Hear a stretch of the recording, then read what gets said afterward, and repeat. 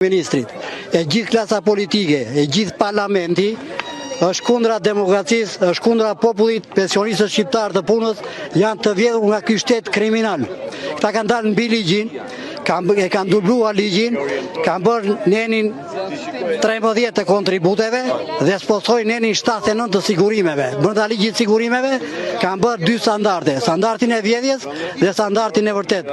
Dhe për popullin nuk e zbatojnë nenin 79 që është i sigurimeve, i vërteti, që shpreh dhe mbron punën, po zbatojnë nenin e kontributeve.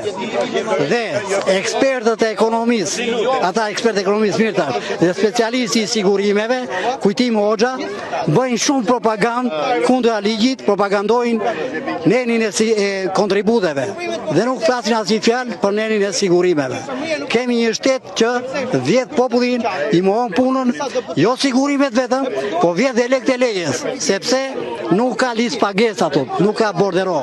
I gjithë shteti, parlamenti kundra ligjit 7703, gjykata kushtetuese kundra ligjit 7703 se nuk e pastron nga antiligji.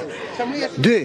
Vjen ke presidenti nuk mbron të drejtat e njeriut, është president kuku, sepse nuk e di këtë problem ose e bën sikur se di. Mirë, faleminderit zotëri.